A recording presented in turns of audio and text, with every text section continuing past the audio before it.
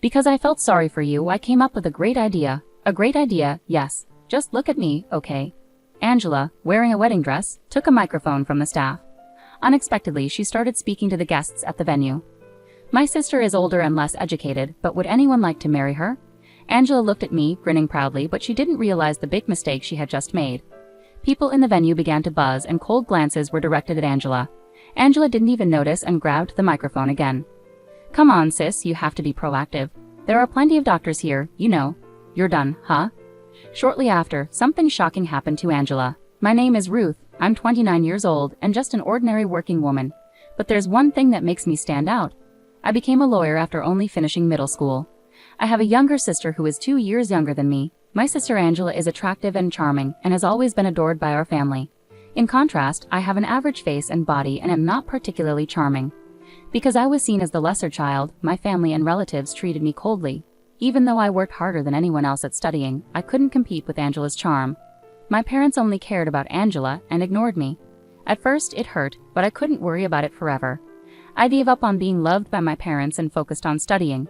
Studying never let me down. The more effort I put in, the better my results were. I hoped that if I did well in my studies, my parents might praise me someday. With that small hope, I worked hard all through middle school and always got the top scores on exams. But for 9 years from elementary school to middle school, my parents never praised me. Instead, they said things like, "Rankings don't matter if your grades aren't good. That's right, you only got an A, not an A+ in science." But this exam was really difficult. Can't you do anything but make excuses? It's because you're not working hard enough. You're really a disagreeable child. Don't show me your report card unless it's an A+. I'm sorry. No matter how hard I worked, my parents would not acknowledge me. They would blame me for not getting an A+. However, what saddened me most was not being looked down upon by my parents. It was Angela's words. After being severely scolded by my father and mother, Angela would come into my room without knocking. Sis, did you get scolded again?" she said, picking up my report card from my desk and snickering. "Even though your grades are so good, you got scolded. That's too bad, sis. They praise me just for not failing any subjects. Did you come here just to say that?" "I was worried about you because you might be upset, so I came to check on you. But I'm upset at the way you're talking to me." "Worried? If you were really worried about me, you wouldn't say things like that." "See, that's the thing. Because you're so unfriendly, that's why Mom and Dad don't love you." With a contemptuous look, Angela left the room. Right after that, I could hear her laughing with my parents in the living room. I should be used to this by now, but tears welled up in my eyes. I decided not to rely on my parents and not to let Angela's words bother me. I clenched my report card and decided to study hard, get a job soon, and leave this house. With this goal in mind, I became even more committed to my studies. Then in the fall of my 9th grade, my father told me something shocking. "Ruth, you'll have to work instead of going to high school, okay?" "What? Wait, Dad, what are you saying? Isn't it obvious? It's a waste to spend money on you. If you want to go to high school, earn your own money." "That's impossible. I'm still in middle school. I can't even get a part-time job." "Then give it up. After discussing it with your mom, we decided to spend money only on Angela, so we don't have any money to spend on you." "No way." Feeling utterly hopeless, I stood frozen. Mom and mother and sister smirked at me. Looking back as an adult, I know now that there were options like scholarships or waivers to attend high school, but back then, I felt crushed knowing I couldn't go. From that day, I lost all motivation to study. My homeroom teacher said it would be a waste of my grades not to continue, but my parents adamantly refused to let me go. So after middle school, I gave up on further education and started working in a factory.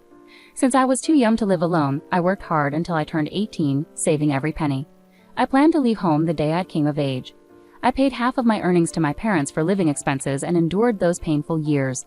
On my 18th birthday, I left a note and proudly walked away from a house filled with painful memories. Ironically, my parents and Angela never reached out to me, not even a message. At first, I felt sadness, but as I kept busy with work, I began caring less about my family. Surprisingly, without the stress of home, I started feeling more at ease. That's when I decided to revisit my love for studying. After 3 years away, I started by reviewing and quickly found joy in it again. I read high school textbooks and developed a habit of reading extensively, which sparked my interest in law from the books I read about it. Dreaming of becoming a lawyer with only a middle school education seemed far-fetched at first. But I learned that passing a preliminary exam allowed even a middle school graduate to take the bar exam. From then on, I studied harder than ever. I studied at home and even during work breaks, flipping through legal books while eating lunch. Fortunately, my older coworkers, mostly my parents' age, supported and encouraged me. At 23, I passed the bar exam and left the factory to work at a law firm. After 4 years there, I started my own practice 2 years ago. Today I work as a consultant lawyer for a hospital, living a fulfilling life. Sometimes I wonder if my parents would be proud of me now that I'm a lawyer. Maybe they would finally approve of me. Though I sometimes think about it, I've never reached out to them and likely won't in the future. Unexpectedly, the day of reunion arrived when I received a message from Angela announcing her upcoming marriage to a doctor at the age of 27. I hadn't heard from my family since leaving home at 18, so this caught me off guard. Despite my hesitation about seeing Angela and my parents after all these years, I couldn't miss my sister's wedding. I replied that I would attend. Angela only provided the date and location in her message. At the end, she added, "Don't forget to bring some gifts for me, okay?" It seemed like Angela wanted me there just to receive gifts, assuming she wouldn't have to give me one in return later. With a resolved decision to never meet my family again after this reunion, I went to Angela's wedding. On the day of Angela's wedding a month later, I wore a blue party dress and went to the reception. After checking in and sitting in the family area, I saw my mom and dad were already there. They looked at me, chuckled, and said, "You've got some nerve showing up here with your low-income factory job. It's embarrassing to introduce you as family. Angela shouldn't have invited you." I told her, but she just wanted gifts from you. I couldn't believe they were speaking so casually right in front of me. I'd briefly hoped sharing my current life might repair our relationship, but that hope quickly faded. Without saying a word, I took my seat. Looking around, I recognized a few faces on the groom's side. Wait, isn't he? And her too. Could it be? When I searched the groom's name, it confirmed my suspicion. What a coincidence. But today my main focus was getting through the wedding quietly. Alone, I managed to calm myself down. The bride and groom made their entrance, speeches were given, and the wedding proceeded. Finally, it was time for the meal and photos. My parents went over to the newlyweds, clinging to Angela and taking many photos with big smiles. Ignoring them, I quietly ate my meal. Unexpectedly, Angela came up to me. "Hey sis, it's been a while. Are you enjoying yourself?" "Yeah, the food is really good," I replied. "I know you work in a factory and don't earn much, so you probably don't get to eat such delicious food often, right? You should be grateful, haha. Are you upset?" "Sorry, but it's true, isn't it? You must be so jealous that I'm marrying a doctor." Ignoring Angela, I felt she had no sympathy for me at all. Then she whispered in my ear, "Because I feel sorry for you, I came up with a great idea." "A great idea, yes. Just look at me, okay?" Dressed in her wedding gown, Angela unexpectedly took a microphone from the staff and addressed the guests. "My sister is older and less educated. Would anyone like to marry her?" Angela announced. I was shocked. What is she saying? I thought to myself. She's also broke and earns nothing. Can anyone be kind enough to marry her? Angela looked at me with a triumphant grin. Even my parents joined in, mocking me, saying, "Please do her a favor." I couldn't hold back anymore. "Why do you keep mocking me? How could they say such things, especially at a celebration like this? It's unbelievable. I'll show them reality," I thought, standing up. The venue began to murmur, and people gave Angela cold looks. She seemed oblivious and held onto the microphone. "Come on, sis, you need to take action. There are plenty of doctors here. You're out of luck, huh? You'll understand soon. You'll realize what a terrible mistake you've made," I muttered. "What are you talking about? I did it for you." As Angela spoke, the groom's voice echoed through the venue. "Wait, hold on. What do you mean you're leaving?" Turning towards the sound, all of the groom's colleagues began to stand up. A man who seemed to be the hospital director sternly addressed the groom. "Your bride's remarks made me very uncomfortable.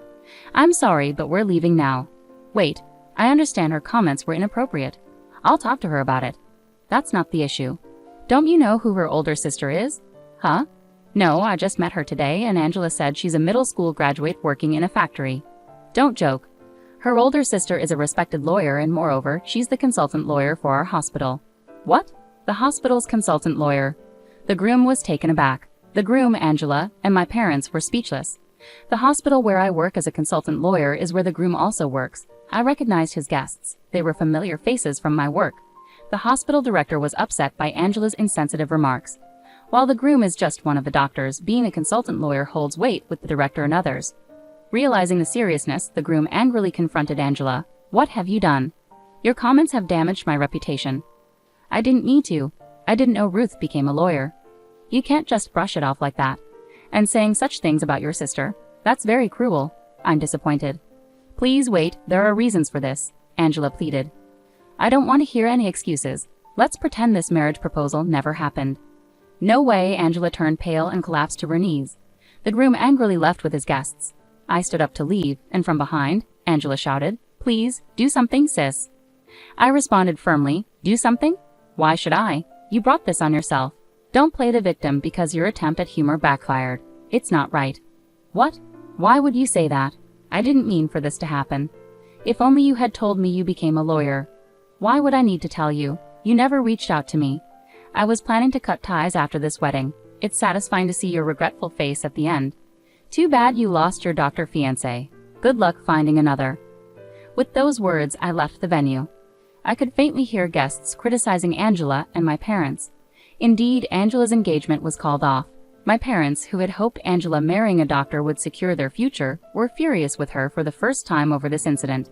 Angela, never scolded before, seemed shattered by this and sought help from me, but I ignored her calls and cut off all family contacts. She quit her job for marriage and is now unemployed, her relationship with our parents strained as she stays isolated in her room. As for me, I'm living stable and fulfilling days. Both work and personal life are going well, and I'm content. While I may not have had a supportive family, I've found success through hard work and supportive people around me. It hasn't been easy, but I'm grateful for my efforts. Now I aim to live comfortably and enjoy life.